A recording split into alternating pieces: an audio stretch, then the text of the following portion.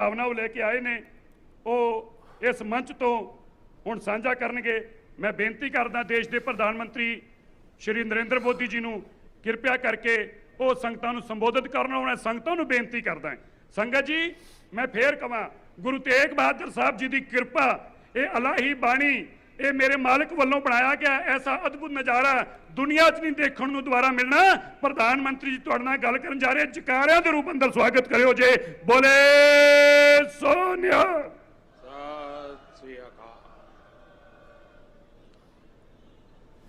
वाहेगुरु जी का खालसा वाहेगुरु जी की फतह। मंचस्थ सभी महानुभाव, इस कार्यक्रम में उपस्थित सभी देवियों और सज्जनों और वर्चुअली दुनिया भर से जुड़े हुए सभी महानुभाव, गुरु तेग बहादुर साहब के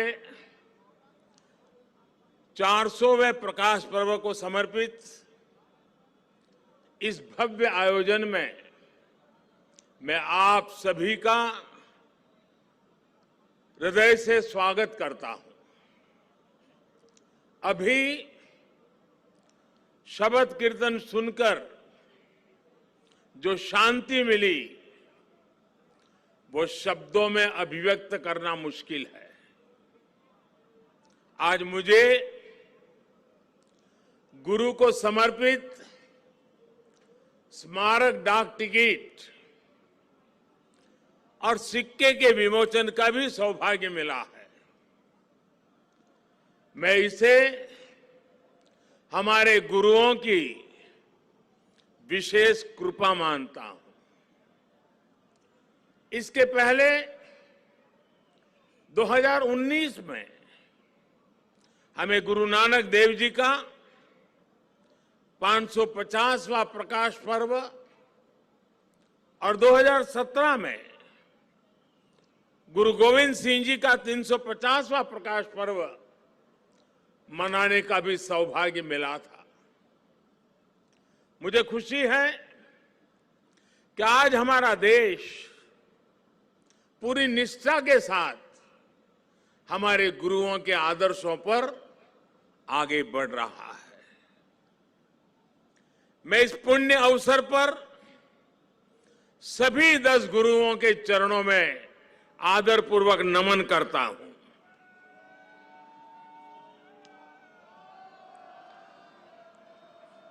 आप सभी को,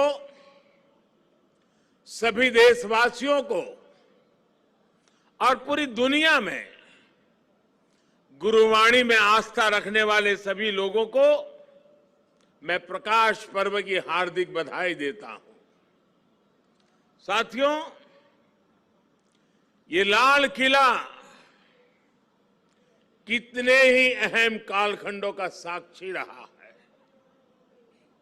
इस किले ने गुरु तेग बहादुर साहब की शहादत को भी देखा है और देश के लिए मर मिटने वाले लोगों के हौसले को भी परखा है। आजादी के बाद के 75 वर्षों में भारत के कितने ही सपनों की गूंज यहां से प्रतिध्वनित हुई है। इसलिए आजादी के अमृत महोत्सव के दौरान लाल किले पर हो रहा ये आयोजन बहुत विशेष हो गया है। साथियों, हम आज जहां हैं, अपने लाखों करोड़ों स्वाधीनता सेनानियों के त्याग और बलिदान के कारण है। आजाद हिंदुस्तान, अपने फैसले खुद करने वाला हिंदुस्तान, लोकतांत्रिक हिंदुस्तान, दुनिया में परोपकार का संदेश पहुंचाने वाला हिंदुस्तान, ऐसे हिंदुस्तान के सपने को पूरा होते देखने के लिए कोटि कोटि लोगों ने खुद को खपा दिया। ये भारत भूमि सिर्फ एक देश ही नहीं है, बल्कि हमारी महान विरासत है, महान परंपरा है। इसे हमारे ऋषियों, मुनियों, गुरुओं ने सैकड़ों हजारों सालों की तपस्या से सींचा है, उसके विचारों से समृद्ध किया है। इसी परंपरा के सम्मान के लिए, उसकी पहचान की रक्षा के लिए दसों गुरुओं ने अपना जीवन समर्पित कर दिया था। इसलिए साथियों, सैकड़ों काल की गुलामी से मुक्ति को, भारत की आजादी को, भारत की आध्यात्मिक और सांस्कृतिक यात्रा से अलग करके नहीं देखा जा सकता। इसलिए आज देश आजादी के अमृत महोत्सव को और गुरु तेग बहादुर साहब के 400वें प्रकाश पर्व को एक साथ मना रहा है, एक जैसे संकल्पों के साथ मना रहा है। साथियों, हमारे गुरुओं ने हमेशा ज्ञान और अध्यात्म के साथ ही समाज और संस्कृति की जिम्मेदारी उठाई। उन्होंने शक्ति को सेवा का माध्यम बनाया। जब गुरु तेग बहादुर साहब का जन्म हुआ था, तो गुरु पिता ने कहा था, दिन रक्ष संकट हरण, दिन रक्ष संकट हरण, यानी ये बालक एक महान आत्मा है, ये दिन दुखियों की रक्षा करने वाला, संकट को हरने वाला है। इसलिए श्री हरगोविंद साहब ने उनका नाम त्यागमल रखा। यही त्याग गुरु तेग बहादुर साहब ने अपने जीवन में चरितार्थ भी करके दिखाया।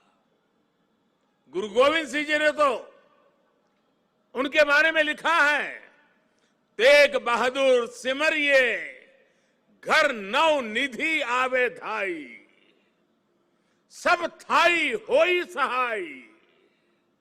अर्थात गुरु तेग बहादुर जी के स्मरण से ही सभी सिद्धियां अपने आप प्रकट होने लगती हैं। गुरु तेग बहादुर जी का ऐसा अद्भुत आध्यात्मिक व्यक्तित्व था, वो ऐसी विलक्षण प्रतिभा के धनी थे।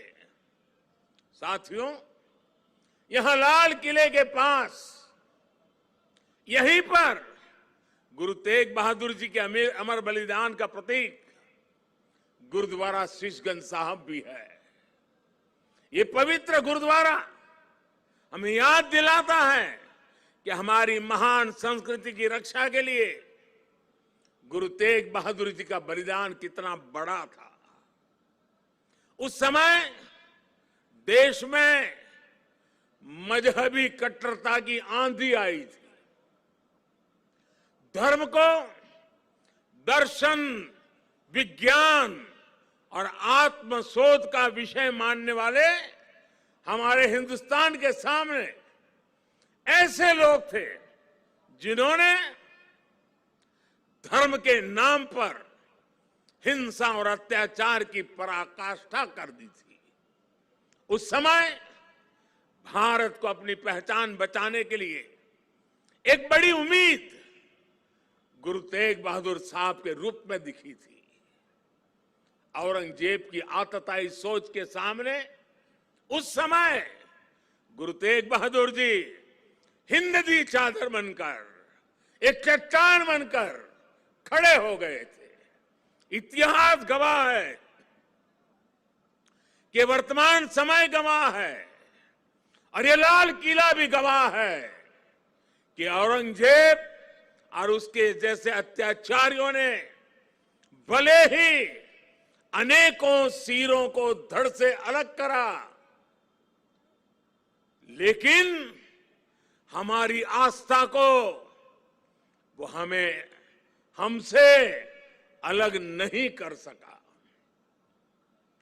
गुरु तेग बहादुर जी के बलिदान ने भारत की अनेकों पीढ़ियों को अपनी संस्कृति की मर्यादा की रक्षा के लिए, उसके मान सम्मान के लिए जीने और मर मिट जाने की प्रेरणा दी है। बड़ी बड़ी सत्ताएं मिट गई, बड़े बड़े तूफान शांत हो गए, लेकिन भारत आज भी अमर खड़ा है। भारत आगे बढ़ रहा है। आज एक बार फिर दुनिया भारत की तरफ देख रही है। मानवता के मार्ग पर पथ प्रदर्शन की उम्मीद कर रही है। गुरु तेग बहादुर जी का आशीर्वाद हम नए भारत के आभामंडल में हर और महसूस कर सकते हैं। भाइयों और बहनों, हमारे यहां हर कालखंड में जब जब नई चुनौतियां खड़ी होती है तो कोई न कोई महान आत्मा इस पुरातन देश को नए रास्ते दिखाकर दिशा देती है। भारत का हर क्षेत्र, हर कोना हमारे गुरुओं के प्रभाव और ज्ञान से रोशन रहा है। गुरु नानक देव जी ने पूरे देश को एक सूत्र में पिरोया।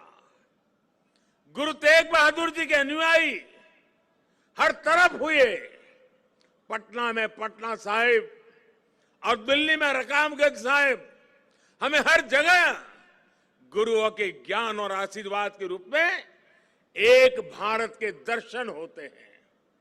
भाइयों और बहनों, मैं अपनी सरकार का सौभाग्य मानता हूं कि उसे गुरुओं की सेवा के लिए इतना कुछ करने का अवसर मिल रहा है। पिछले वर्ष ही हमारी सरकार ने साहिबजादों के महान बलिदान की स्मृति में 26 दिसंबर को वीर बाल दिवस मनाने का निर्णय किया है। सिख परंपरा के तीर्थों को जोड़ने के लिए भी हमारी सरकार निरंतर प्रयास कर रही है। जिस करतारपुर साहिब कॉरिडोर की दशकों से प्रतीक्षा की जा रही थी, उसका निर्माण करके हमारी सरकार ने गुरु सेवा के लिए अपनी प्रतिबद्धता दिखाई है। हमारी सरकार ने पटना साहिब समेत गुरु गोविंद सिंह जी से जुड़े स्थानों पर रेल सुविधाओं का आधुनिकीकरण भी किया है।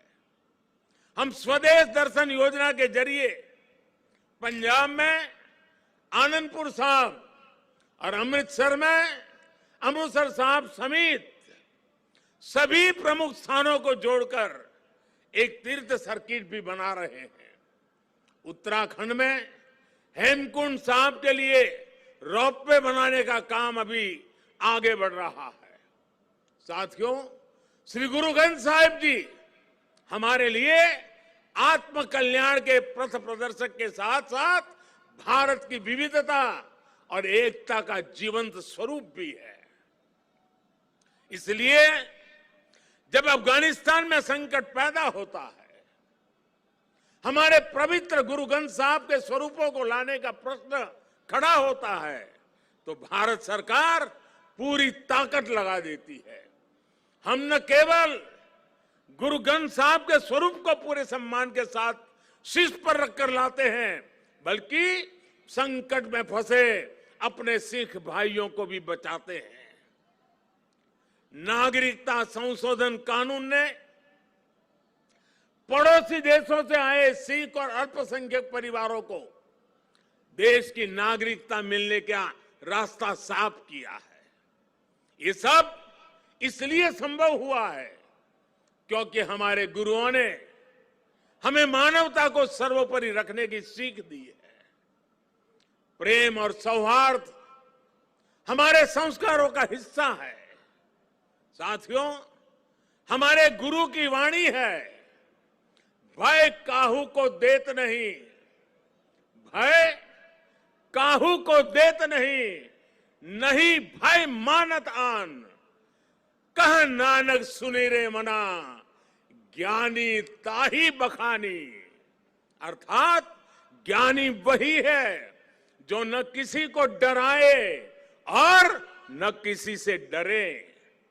भारत ने कभी किसी देश या समाज के लिए खतरा नहीं पैदा किया। आज भी हम पूरे विश्व के कल्याण के लिए सोचते हैं, एक ही कामना करते हैं। हम आत्मनिर्भर भारत की बात करते हैं तो उसमें पूरे विश्व की प्रगति लक्ष्य का सामने रख करके हम करते हैं। भारत विश्व में योग का प्रसार करता है तो पूरे विश्व के स्वास्थ्य और शांति की कामना से करता है।